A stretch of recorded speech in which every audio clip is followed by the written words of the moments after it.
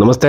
ಶಿವಮೊಗ್ಗ ಮಧು ದೇವಿ ಆರಾಧಕರು. ಇವತ್ತಿನ ವಿಶೇಷವಾದಂತಹ ವಿಚಾರ, ಭಯ ಆಗ್ತಾ ಇರೋದು, ಯಾವಾಗಲೂ ಸದಾ ಭಯ ಆಗ್ತಾ ಇರೋದು.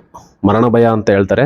ಸುಮ್ಮನೆ ಭಯ ಆಗ್ತಾ ಇರೋದು, ಅಥವಾ ಎಲ್ಲಾದರೂ ನಾವು ಎತ್ತರ ಪ್ರದೇಶಕ್ಕೆ ಹೋದರೆ ತುಂಬ ಭಯ ಆಗುವಂಥದ್ದು, ಅಥವಾ ನಾವು ಗಾಡಿಯಲ್ಲೆಲ್ಲಾದರೂ ವಾಹನದಲ್ಲೆಲ್ಲ ಚಲಿಸ್ತಾ ಇದ್ರೆ ಈಗೇನೋ ನಮಗೆ ಆಕ್ಸಿಡೆಂಟ್ ಆಗಿಬಿಡುತ್ತೆ ಅನ್ಸೋದು, ಅಥವಾ ಯಾರೋ ನಮಗೆ ಬಂದು ಗುದ್ಬಿಡ್ತಾರೆ ಅನ್ಸೋದು, ಅಥವಾ ನಮ್ಮ ಫ್ಯಾಮಿಲಿಯಲ್ಲಿ ಯಾರಾದರೂ ಟ್ರಾವೆಲ್ ಮಾಡ್ತಾ ಇದ್ದಾರೆ ಅಂದರೆ ಇನ್ನು ಅವರಿಗೆಲ್ಲ ಏನೋ ಒಂದು ಪ್ರಾಬ್ಲಮ್ ಆಗುತ್ತೆ ಅಂತ ನಮ್ಗೆ ನಾವೇ ಆಲೋಚನೆ ಮಾಡ್ಕೊಂಡು ಕೊರಗ್ತಾ ಇರ್ತೀವಿ. ಇದು ಯಾಕೆ ಈ ರೀತಿ ಆಗುತ್ತೆ? ಆಮೇಲೆ ನಮ್ಮ ಮನೆಯಲ್ಲಿ ಯಾರಾದರೂ ಒಳಗಿದ್ದಾರೆ ಅನ್ಸೋದು, ಒಂಟಿ ಇದ್ದಾಗ ಯಾರೋ ನಮ್ಮ ಜೊತೆಲಿ ಇದ್ದಾರೆ ಅನ್ಸೋದು, ಯಾರೋ ನಮ್ಮನ್ನು ಗೈಡ್ ಮಾಡ್ತಾ ಇದ್ದಾರೆ, ಯಾರೋ ನಮ್ಮನ್ನು ಹತೋಟಿ ಮಾಡ್ತಾ ಇದ್ದಾರೆ ಅನ್ಸೋದು, ಅಥವಾ ನೀರು ನೋಡಿದ್ರೆ ಒಂಥರ ತುಂಬ ಸೆಳೆತಂಗ ಅನ್ಸೋದು, ಅಥವಾ ಬೆಂಕಿ ನೋಡಿದ್ರೆ ತುಂಬ ಭಯ ಆಗುವಂಥದ್ದು, ಸುಮ್ಮನೆ ಭಯ ಆಗುವಂಥದ್ದು. ಇದು ಮಾನಸಿಕ ಒತ್ತಡ ಜಾಸ್ತಿಯಾಗಿ ಖಿನ್ನತೆಗೊಳಗಾಗಿ ನಾವೇ ತೊಂದರೆ ಮಾಡ್ಕೊಳ್ಳುವಂಥದ್ದು ಸಂಭವ ಇರ್ತದೆ. ಮತ್ತು ಬೇರೆಯವರಿಗೂ ಮನೆಯೊಳಗಿರುವಂತಹ ವ್ಯಕ್ತಿಗಳಿಗೆ ತೊಂದರೆ ಮಾಡುವಂಥ ಸಂಭವಗಳು ಭಾರಿ ಇರ್ತದೆ. ಸುಮಾರು ಕಡೆ ಈ ಘಟನೆಗಳು ನಡೆದೋಗಿರ್ತದೆ.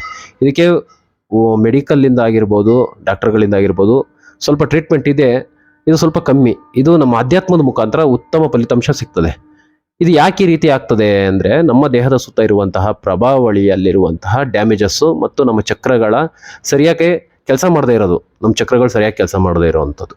ಇದನ್ನು ಹೇಗೆ ಈಸಿಯಾಗಿ ನಾವು ಹೊರಗಡೆ ಬರುವಂಥದ್ದು? ನಮಗೆ ಈ ಚಕ್ರಗಳು ಗೊತ್ತಿಲ್ಲ, ನಮಗೆ ಪ್ರಭಾವಳಿನೂ ಗೊತ್ತಿಲ್ಲ.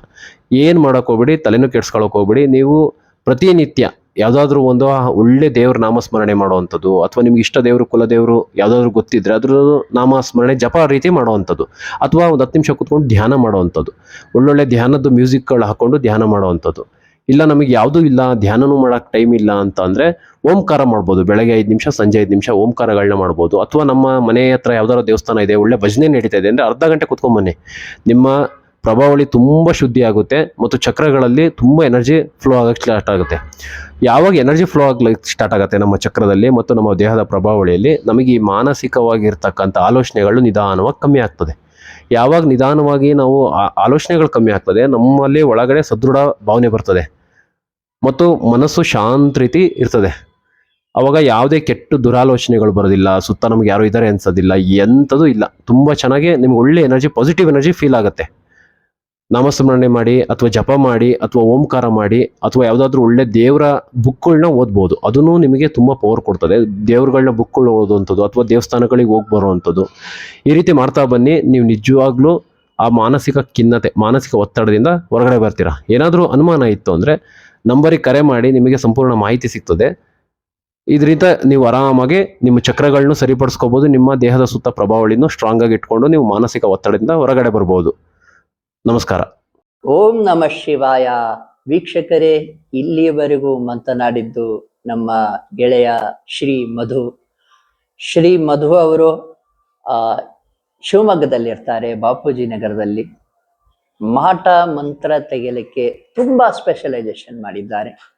ನನಗೂ ಬಹಳ ಖುಷಿ ಇದೆ. ಸಾಕಷ್ಟು ಜನರ ಏನು ಆತ್ಮಗಳ ಕಾಟ ಇತ್ತು, ಆ ಆತ್ಮಗಳ ಕಾಟವನ್ನ ನಮ್ಮ ಮಧು ನಿವಾರಣೆ ಮಾಡಿಕೊಟ್ಟಿದ್ದಾರೆ.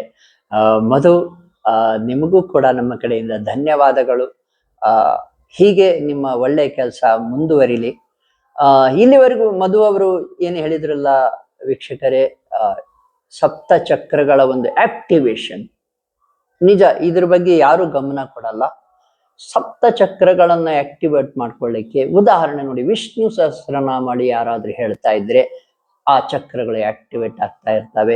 ಅಥವಾ ನೀವು ಯಾವ್ದಾದ್ರು ಮಂತ್ರ ಧ್ಯಾನ ಮಾಡ್ತಾ ಇದ್ರೆ, ಲಲಿತಾ ಸಹಸ್ರನಾಮಾವಳಿ ಹೇಳ್ತಾ ಇದ್ರೆ ನೋಡಿ, ಲಮ್ ಅಂತ ಬಂದಾಗ ಸಾಕು, ಒಂದು ಚಕ್ರ ಆಕ್ಟಿವೇಟ್ ಆಗುತ್ತೆ. ರಮ್ ಅಂತ ಬಂದ್ರೆ ಒಂದು ಚಕ್ರ ಆಕ್ಟಿವೇಟ್ ಆಗುತ್ತೆ.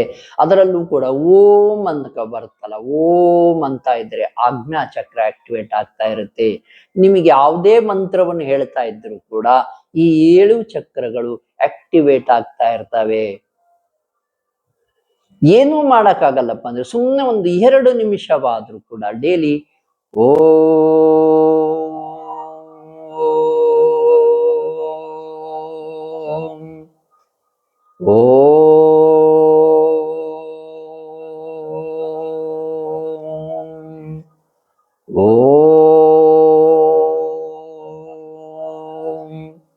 ಈ ರೀತಿಯಾದ್ರೂ ಹೇಳಿದ್ರೆ ಸಾಕು ನೋಡಿ. ಪ್ರಣವ ಮಂತ್ರ ಸಾಕಷ್ಟು ರಿಸರ್ಚ್ ಮಾಡಲಾಗಿದೆ ಓಂಕಾರದ ಬಗ್ಗೆ.